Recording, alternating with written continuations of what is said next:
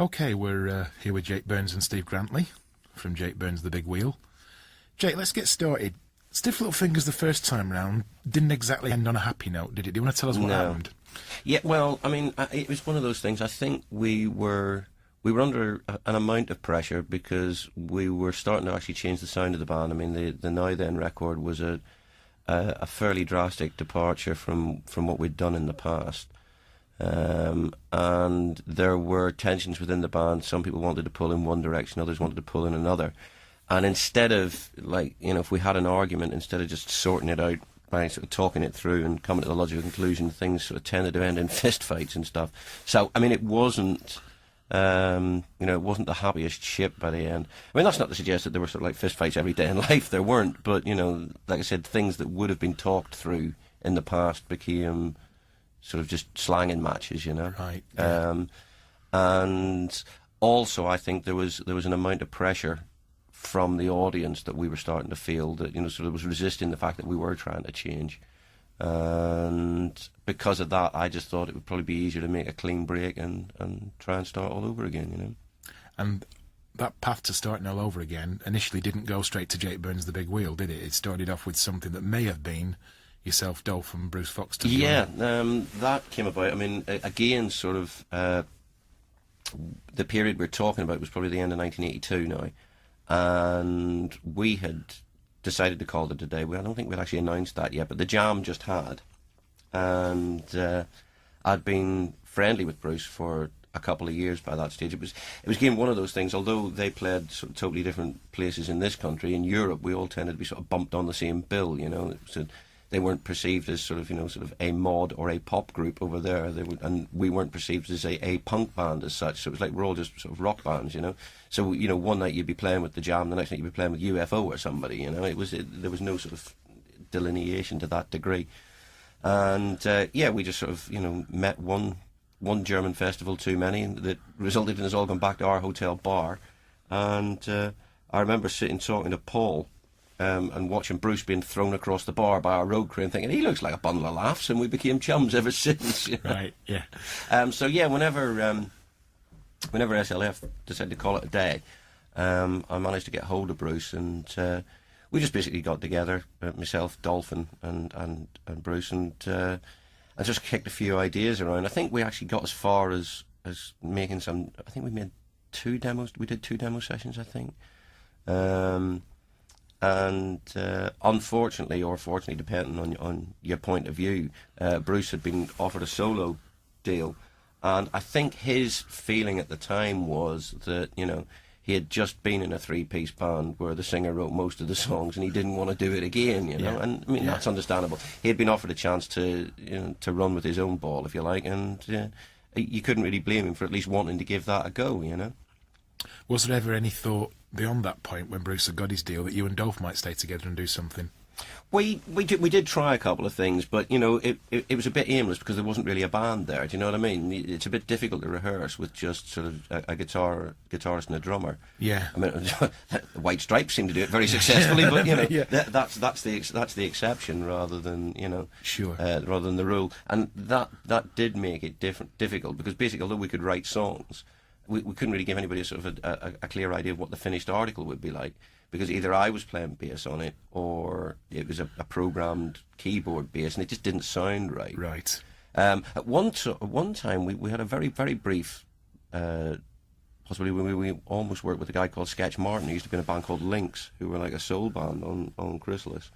But again, I think that was just because we all enjoyed each other's company. I don't think that got beyond. Well, here's the address of the rehearsal room, and it's your round. I don't think it got beyond that, really. You know. Was there also a possible fear that you may have been subconsciously thinking that you were trying to present the world with 50% of Stiff Little Fingers?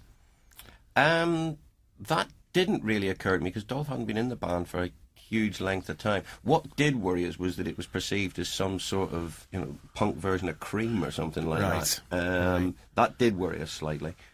But like I said, I mean, all of those concerns just went by the by when when Bruce's solo thing came up, and he went and did that, you know. But I mean, we still stayed in touch. In fact, Bruce is actually singing backing vocals on like the first Big Wheel single. Yes. So, you know, that was, you know, it wasn't like that was an acrimonious split or anything. We also realised that's something he wants to do and feels he's got to do. Fine, on you go, you know. So, Jake Burns, the Big Wheel. You've still got Gordon managing you. That's that ship's all still together. Yeah. Over the years, I know you've told me on a few occasions that a number of people have said, you know, when the hell's it going to be on CD and is there enough material in this? Then Yes. Did you ever believe in your wildest dreams you'd be sat here talking about a Big Wheel album? No. I mean, you know, that was something that always bugged me because I felt that we did have enough good material to put an album together, and so I'm obviously delighted that at least the songs are going to get the chance to see the light of day, albeit that they are sort of radio sessions in a lot of cases, or else they're singles that were recorded sort of in a lot of instances with different lineups and stuff. It would have been nice to have had the continuity of actually going in and making an album. But that was just never on offer, so, you know, we just kept plugging away at it in the hope that it would eventually surface, and it never did until now.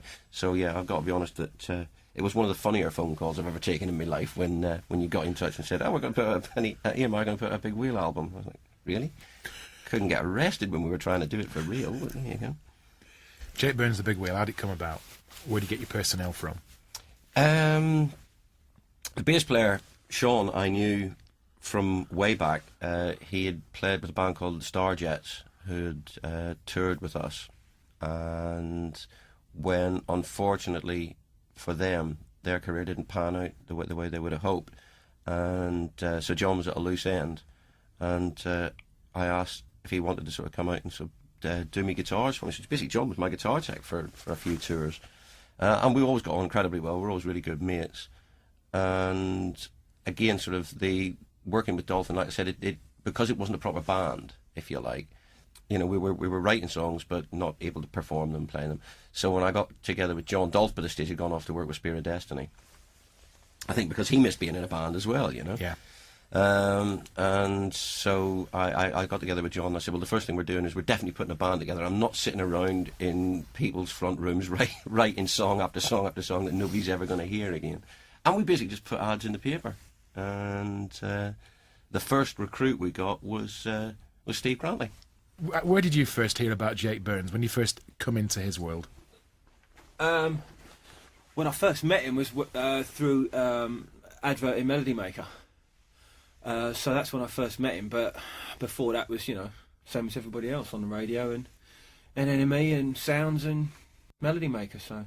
Right. And what's your background prior to Big Wheel? It was just local stuff, really.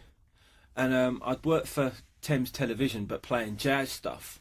But the stuff that I'd done in rock was all local bands who were trying to make it, and it never really happened. And, you know, we did demos for people and all that, and it never really worked. And then I just started going for auditions through the back of Melody Maker, and one of the last ones I did was Jake. Laugh, you nearly joined the Clash at one point. No, I didn't join the Clash. No, I did nearly join the Clash. I come that close to joining the Clash at one point. Right. But no, that was that's how I met Jake. Okay, Jake, we got Steve in, got some sort of lineup going, Yeah. and start putting singles out and things. Well, no, actually, the next thing we needed was a keyboard player. Okay. And we got this guy. We got this guy in who was a lovely bloke, but he was the only bloke who answered the ad. So we were like a bit disappointed in that, but it was like, well, okay, you know, he may well be the bloke, you know. Yeah. We got him in, and he'd learned everything in the wrong key, and we were just standing there, like, sort of holding our heads, and it was like, oh, God, this is a disaster. His tape player had been playing at the wrong speed. Yeah. So he'd learned everything in the wrong key. And bless him, he was getting more and more flustered as the day was going on, and we were going, no, it's all right, don't worry about it, you know, we can work through this. And eventually we just stopped and said, look, do you want to come back tomorrow and try again? And he went, oh yeah, that'd be great. And the poor sod had to go home and learn all of this again, and you know, but with nothing to play along with because his tape recorder was so out. Right. But actually, luckily for us, he came back the next day and he was very good. So, But he had to be good because he was the only one who answered the ad. So yeah, it was well, just if he him had, anyway. Yeah, if he hadn't been any good, we'd have been stuck at sort of having to put everything back a couple of months to re-advertise and do all of that, you know. Okay, throw it open to the pair of you. Jake Burns, the Big Wheel, doing singles, out on the road touring. What was it like? What was it all about? Can't remember. Yeah. No, it sounds like a joke, but half of it's true, isn't it? Yeah. It was all a bit of a blur, really. Because I was green, right, and Jake was very experienced in the rock and roll business, so he was leading me astray, right? But I thought that's just what you did, you know. Yeah. So we were going mental nearly every night. Yeah. I mean, the worst night I remember is we drove all the way to Aberdeen, and we got there, and the crew had the sound desk open in the middle of the floor, which is like never a good sign. And I mean, they just looked at us and said, "Forget it. It's just not going to happen." You know, some idiots tipped a whole jug of orange juice over this. It's completely knackered. There is no way we're playing tonight. Right. And so I turned to Steve and said, "All right, have you ever been to Scotland before?" And he was like, "No." I said, "Great, the pubs are open all day." It's not like Which England. was a novelty in. Pubs are open all day. So we now have an unexpected day off. Right. So I, as he so eloquently put it, led him astray for the afternoon. We went out and got really drunk. And on our travels, we noticed, I think there was a Northern Ireland football match on Something that like night, that, or yeah. something like that. Or else we would never have gone, but the venue was the hotel we were staying in. Right. Otherwise, we would never have gone back. We decided to go back and have a bit of a wash and brush up and pull ourselves together a bit so we could at least watch the football. And we got back, and the crew were all sat there with big smiles on their faces going, "Fixed it, you're on." We're like, "No, we're not. Can't speak. What's wrong with you?" We can't stand up. But we had to do it. We had to do it. And don't ask me if we were any good. I can't remember. Right. Very embarrassing, though. Very embarrassing. I'll bring it full circle because most people will be listening to this, be aware of the fact that you two guys are now playing together again. You're all back in Stiff Little Fingers. Yeah. After Jake Burns the Big Wheel, SLF got back together. Initially with the Dolph Taylor lineup, Yeah. and off you go. Yeah. What brings Steve Grantley back into your life? Dolphins kids, really. We'd been doing a lot of road work, and I mean, also at the time, I had a day job at Radio 1, which didn't make life particularly easy because I was like sort of leaving work on sort of Friday lunchtime, flying to Los Angeles, playing in Los Angeles on the Saturday, Sunday, fly back on the Monday, and be back at my desk on Tuesday. Jet setter. And I mean, it was just knackering, But the main thing was actually when Dolph had his second kid, he basically hung his boots up, and much the same as we did when Ali decided he didn't want to tour anymore. I literally had a short list of one, of the person I wanted, and then it was a case of trying to find Steve because the phone number I had for him was way out of date. And again, it was sheer luck. It was much the same when I phoned Bruce. It was like sort of, so what are you up to? Yeah. Sort of, praying and hoping he was going to say, well, actually, I'm doing nothing. Yes, yeah. And in both cases, that was pretty much the case. I'm not doing much at all. Well, do you fancy coming out and making a hideous racket with us for a couple of years? And we've been doing it ever since. Steve, bring me full circle. From Jake Burns the Big Wheel for you, back to becoming linked up with this fella again. Well, about the time that Jake got SLF back together again, I was in a pop band with Patsy Kensit called Eighth Wonder, right? Now, it sounds a bit, it was very girly and fluffy and poppy, but it was great fun, and we were signed to Sony, and that was great. And then from that, I went to Julian Lennon. From Julian Lennon, I did Alita Adams. I did a Scottish band called Horse. From there, into Oblivion, really.